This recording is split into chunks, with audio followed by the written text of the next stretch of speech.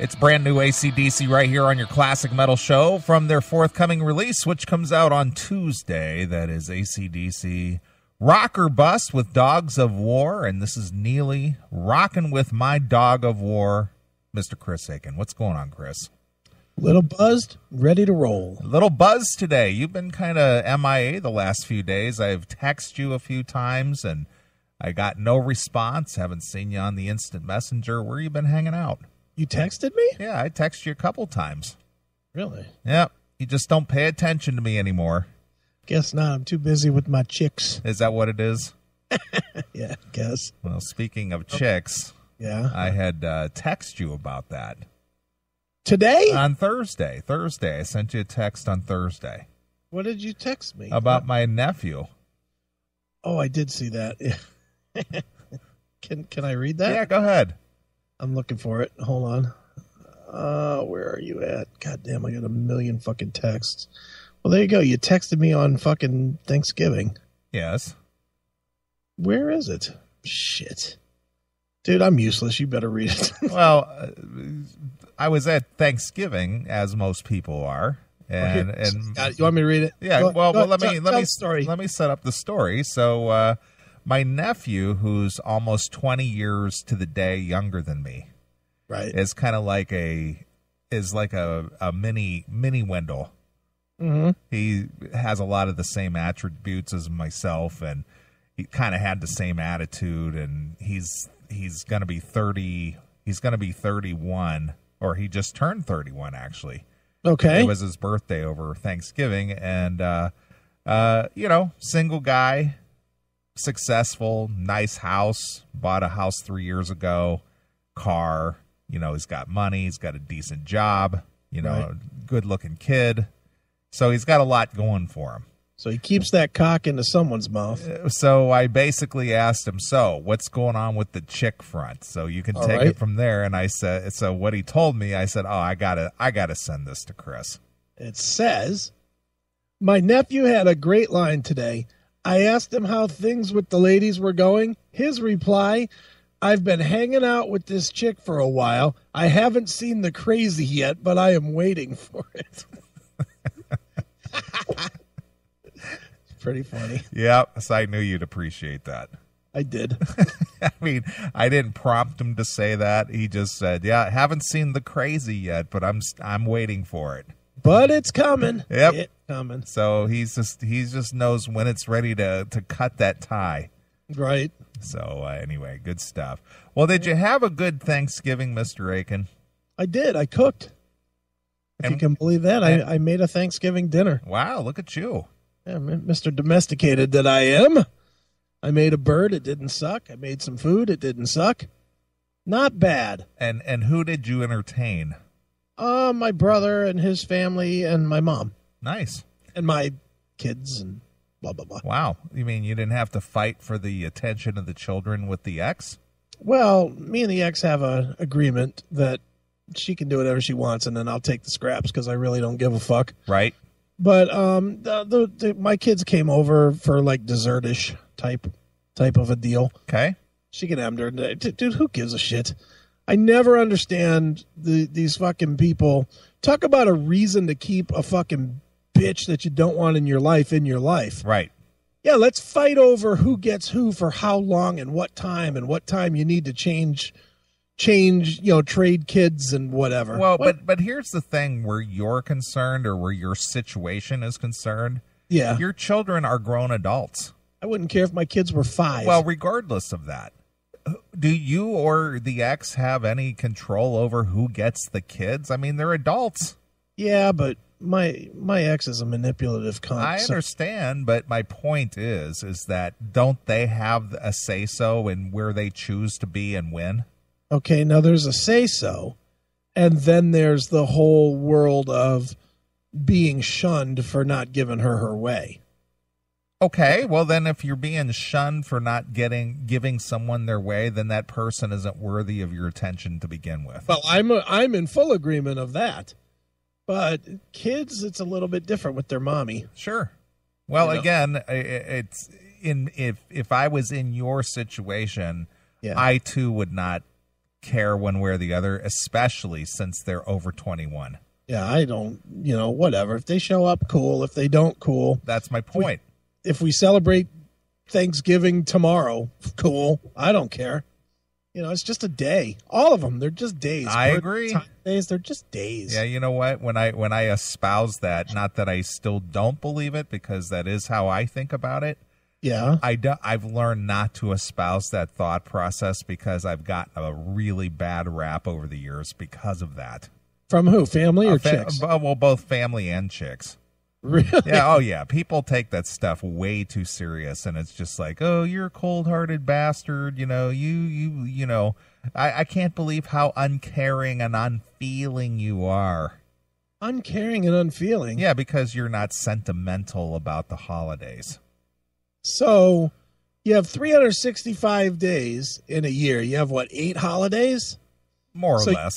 So you have to care about your family more on those 8 days than those other 358? Well, again, it's ingrained in our psyche and the way that people think that one day is more special than the next, much like Valentine's Day or Sweetest Day or, again, with the Thanksgiving or the Christmas. I mean, you know my thoughts on Christmas. I mean, hell, we've talked about that situation here on the show on numerous occasions, and that's my birthday of all days. Right, we've opened Christmas presents from your vault. Yeah, so it's just like, you know what? I'm going to spend my 51st birthday on this earth on Christmas Day. Do you think I got anything special planned for that?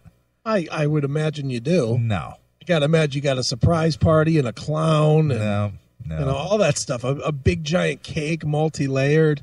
No. None of that? None of that. Really? Yep. I'm stunned. Yeah, I know. It's because I'm uncaring and unfeeling. Well, all I did for my birthday was drink with John and Steffi. Right. That's it. Right. That was a big celebration there. Sure. It's a celebration, bitches. That's right. All right. All right. Well, glad to know that you, endeavored in the whole culinary arts of Thanksgiving feast. Hey, dude, how can you be a fat guy and not be able to cook? That's like embarrassing.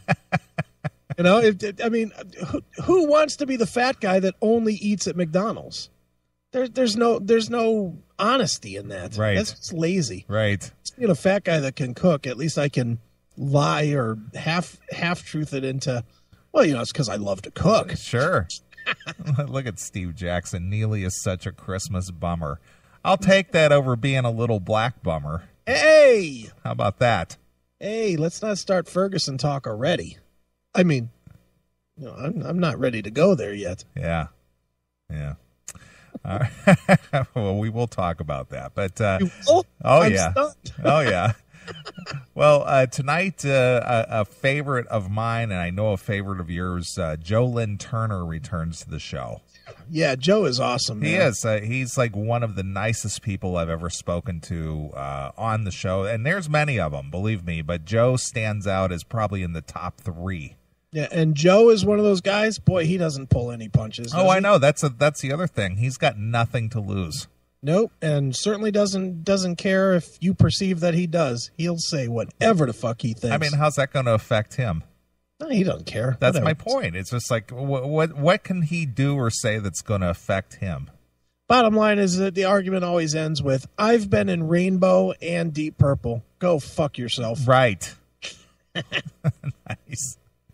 Well, anyway, Joe Lynn Turner will be on the show tonight. He's got a new band out with Carmine Appice and Tony Franklin with Rated X. Yes, he does. It's a good band too. Yeah, I know. I'm tip of the hat to the old guys. I mean, all of these guys are pushing 70.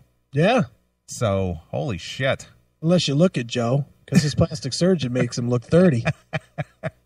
But that just goes to show you that you're never too old to rock. Nope, definitely not. Yeah, and, another band that's got a CD, which much anticipated, and I'm really happy about it, is AC/DC on Tuesday. You're loving it, huh? I do. I like it. Do you really? Yeah, it's clean. I like the clean, crisp, sound, and I like the fact that Brian Johnson his voice actually sounds good. It's not all raspy and ragged out. It's actually crisp and clean. Yeah, I like it, don't love it. I do like that Brian sounds great. Yeah. It's the best he's sounded literally since The Razor's Edge. Absolutely. But, I don't know. It's AC/DC. I mean, how bad can an AC/DC record ever be? They're all going to sound the same. Right. But for production-wise and Brian Johnson's vocals, I think that it's a much improved disc over the last few. Yeah, definitely better than that Train record, whatever that shit was. Black Ice. Yeah, that sucked. Yeah. You like that? And I wasn't a fan, but I enjoyed the tour. I heard the tour was good. I saw it twice. It was awesome. Black Ice, Ball Breaker, Stiff Upper Lip. I can't name 2 songs between the 3 of them. Right. Because none of them were any good. Right. But I like this disc. I like it quite a bit. Yeah, it's pretty good. It's not bad. Yeah. So as far as AC/DC goes, it's AC/DC. Yep, and that's never too bad. No, of course not. But there was a rumor, as few as 3 years ago that AC/DC was done. Yeah. That they were going to be no more, and here they came roaring back, even with the turmoil that they've had in the band with, obviously Phil Rudd with his personal issues, and of course Malcolm Young, he's done for good. Yeah. So old Puddinhead has joined Lou Graham. It's just can't remember what band he's in. Right. So he's at the old folks' home now. Right. Just fucking sitting there eating a pudding pop right out of his skull. Right.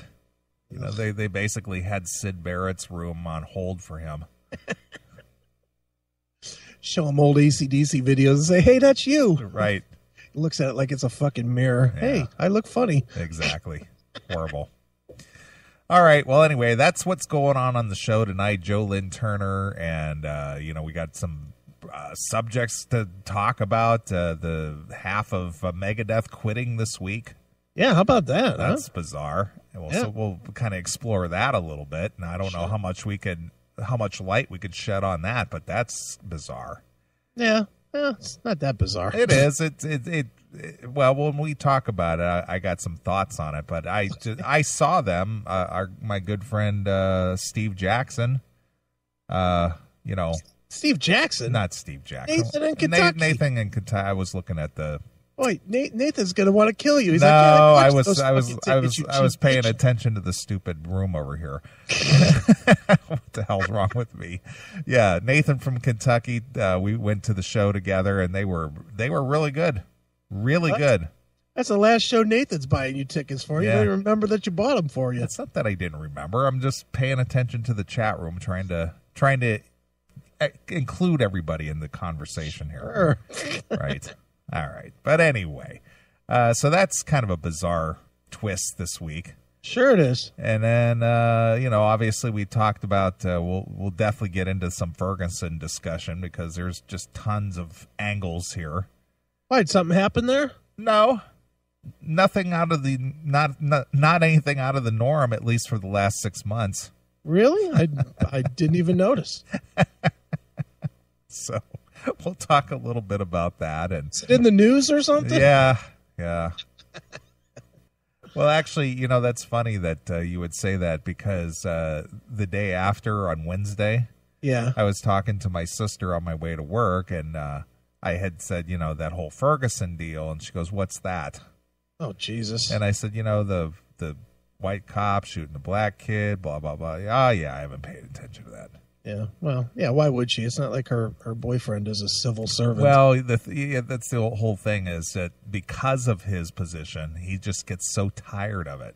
Right. Because of dealing with it every day.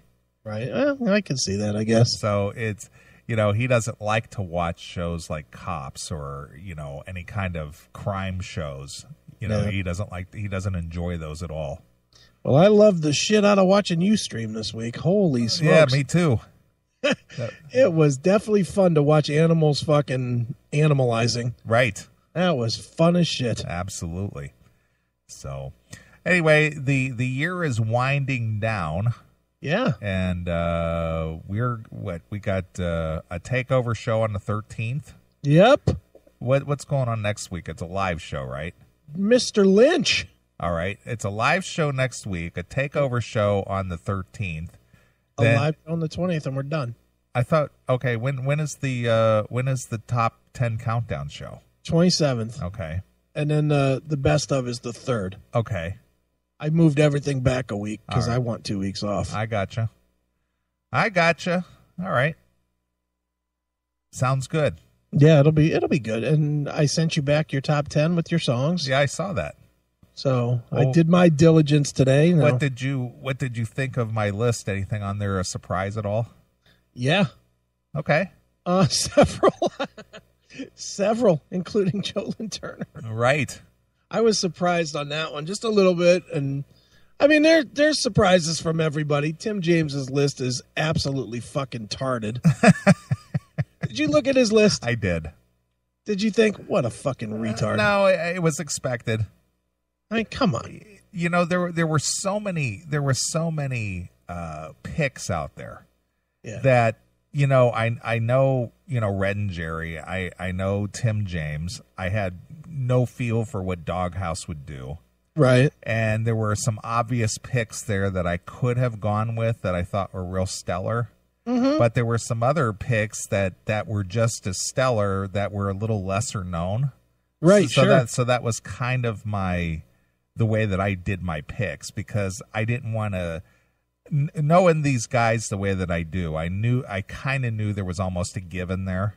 Right, sure. So I didn't want to saturate the top 10 show with too many picks from the same artist. Yeah, well, there's really hardly any. Well, there's a few. One band in particular got 3 picks, I think. Yeah, the one that I have is number 1, right? No. No? Or number 2, I mean. That's my number 1. That's your number 1, my number 2, and I think Doghouse is number 1 or 2. Yeah, I think he's at number 1 as well. Yeah, that's a great record. It is. Yeah, there's some overlap, but I mean, for 5 guys doing lists, I would think it's the fewest overlaps ever. Well, you know what? When I finished my whole list of picks, I had 40 albums to pick from. Yeah, I had about the same. And I thought, you know what? This is a 7-year itch, because 2007 was a stellar year. Right. And here 2014 is a 7 years later. And this is probably, you know, it didn't get highlighted as much as we used to do. Yeah. But this was a really good year for CDs. It really was good music here. It was. That being said, Tim James, and I'm not going to say what band, but I'm going to say this. When a 50-year-old band puts out a greatest hits record with 1 new track on it, and you pick the 1 new track, you deserve a punch in the balls. I let it ride.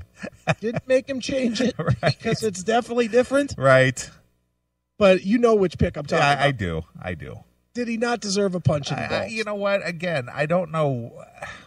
The thing is that we purposely stay away from greatest hits and live records.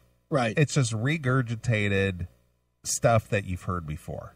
Right. And if you go to a greatest hits, usually they got to have 5 new tracks. Something like that. Something that makes it worthy of happening. Right. There's literally on that disc 1 track. Right. 1 new track.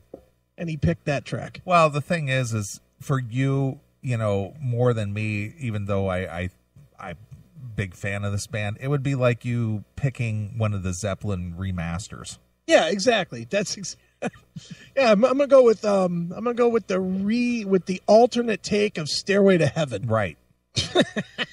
It's a remaster, though, dude. It was released this year. It's different. Yeah, it was released this year. Dude, there's 3 alternate words in that song.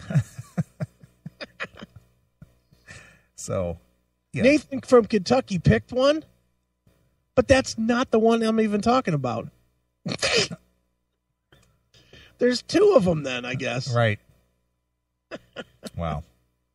Well, it'll be interesting to say the least. Tim is going to get so much hate, it isn't even funny. But I'm all for Tim getting hated. Right. Well, it's interesting to say the least. So I think it's a fun. I mean, I looked at the list and I know most of the songs that are on it, and I think overall there's 50 really good songs. Right. So I'm happy. Right. People dig it. I think so. I had to go back, and there's some that I liked, but the reason it didn't make the cut was I liked the Tracy Guns League of Gentlemen. Sure. But the problem with that for me, too many covers. Yeah. So that came off the list right away because there was probably only 4 original songs on there. You should have just threw it to Tim. Tim would have listed it. No, there was too many covers. So I just Tracy, I like your disc. I think it's, stellar, but too many covers. If we would have done 20 songs, we would have had a lot of overlap. Right. But I like this 10 format because the 10, I probably in my second 10, my 11 to 20, I would think all 10 of those songs were in other people's lists. Right. So I like the 10 format. Sure, I do too. Well, since we have 5 participants at 10 apiece, 50 songs, that's plenty. And Nathan from Kentucky, Tim wanted to go with Pink Floyd, but I didn't let him. How Tim could possibly list that Pink Floyd as fucking... That Pink Floyd is fucking garbage. Dude, it's not even that sleepy. It's just not good. Yeah. It's just poor. Right. It is exactly what it is. Songs that weren't good enough for the division bell, which wasn't exactly a super happening record in the first place. Right. Oof. It's like Zeppelin Coda. Yeah, no, Zeppelin Coda at least had vocals. I understand, but my point is those were just, throwaway tracks. Yeah. Yeah, dude, the Endless River has, I think, 1 song with vocals. Right. 7 boring noodles and then 1 song with vocals. Sure. It's fucking pathetic. Right.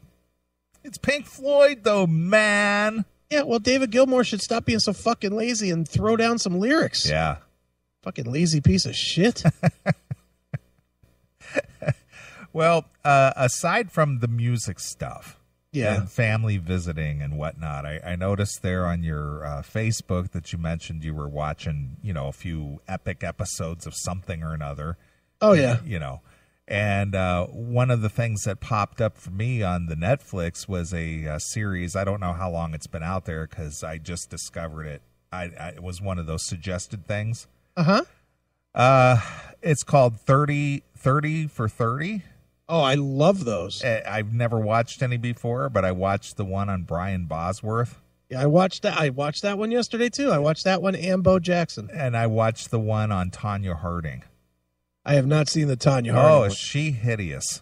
Holy shit. I bet you she's put on about 100 pounds. That is the only celebrity porno I ever turned off without getting a good viewing in. Right. She just wasn't hot. I watched that one today, and I just cannot believe how fat she is. Is she really? She is. Yeah. Was she doing like the commentary? Well, she was telling her side of the story more or less. And what's her side of the story? That she didn't have any prior knowledge of the attack, but she knew about it after it happened, but she did not turn in her husband and his buddy for making the attack. But that's her stance even to this day, that she was not in on the planning or did not know anything about it prior to it happening. Yeah, sure she didn't. Well, that's what she said. Let me ask you about the Bosworth one, though, because I had a very interesting take from watching that. I watched it, and Bosworth was an absolute... I loved Brian Bosworth. I thought he was the shit. When he was popular, famous? Yeah, when he was playing. Okay, all right. I don't even watch college football. But I just thought the whole mohawk thing and the hair and everything. Dude, I had the hair. I literally cut my hair like that in the service. I put stripes in my hair. Right. I definitely rocked that look for a minute. And but they kept trying to say, they kept showing, and you tell me if you got this too. they kept going around to all these guys saying what a monumental dick he was. Right. But they never really profiled what it was that made him a dick, other than that he was being popular. Well, I think because of the what's the word I'm looking for? He came off as being cocky. Yeah. And I think that's probably what they meant by that. But, I mean, all his teammates, none of them said he was a dick on the field. None of them said he was a dick in the locker room. But they all said they hated him. You know, they all seemed to hate him, but they never really, none of them really came out and said why, except the one guy that just flat out said what he wrote in that book, Unforgivable. Right. Well, he did, he did finger his, his former school and his former teammates and this and that. And, right. Again, this is a kid, you got to remember he was a kid. Right. Who basically allowed a flesh peddler to kind of control his career.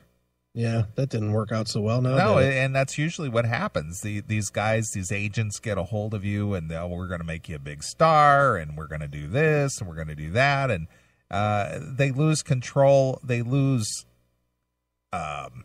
artistic control. I'm going to use that term, right? And don't have much say so. Yeah. Dude, you know which one I watched a few of those yesterday. It's odd that you went for the 30 for 30. Well, they just popped up on the suggested list, and I go, oh, okay, I'm going to watch that.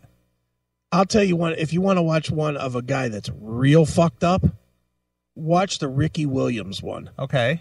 Wow. What a fucking idiot. Dude, the guy, he literally traded his career for pot. Right. A couple of times. He got popped a few times. Sure.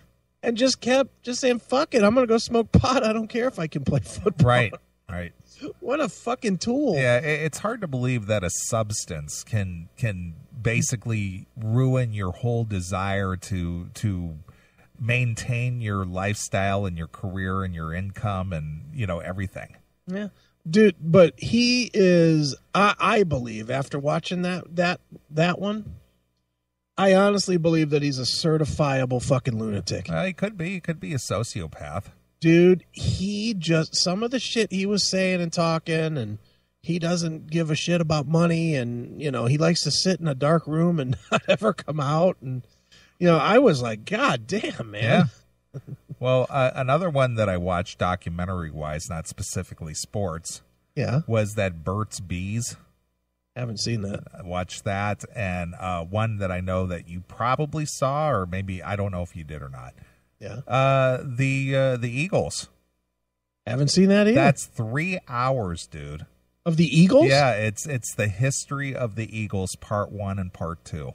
Is it music or is it? It's the whole story of the Eagles from the very beginning until where they are today. Well, I'd like to see that one. Yeah, it's the history of the Eagles, part 1, part 2. It's 3 hours. I'd like to watch that. So definitely a good watch. I couldn't stop watching it. Yeah, I'll have to check that one out. Yeah, this week, as far as documentaries this week, I watched the Bosworth thing. I watched Ricky Williams. I watched Bo Jackson. And I watched a 2-hour or a 3-hour, 3 shots that changed America, the JFK. Okay. And that was great. Because what they did was they had no commentator at all. What they did was they just pieced together the news pieces from all over the country, to tell the story from the time JFK landed in Dallas through 15 years, through all the court shit and everything else. But literally there was no announcer for the whole thing. They just kept using clips. Boy, did it show how good that journalism was back then and how fucked up it is now. Yeah, it wasn't a show back then. It was actually reporting the news. And everything, it's so ironic because you haven't heard this said in 30 years. But everything that they were saying, like Walter Cronkite or whoever the announce guy was, came back with, is that confirmed? Like they needed confirmation of everything that they put out there. Where now these fucking yahoos will say anything. Yeah, they want to be the first one to report the news, even if they have to take it back later. Yeah, they don't give a shit. And then they can be we were the first one who had that scoop. That's right, if it's true. Well, but the thing is that you know as well as I do, that's one of the things I was watching on YouTube today. Yeah. I love watching those compilation of news bloopers. Oh, yeah, those are great. It's so funny.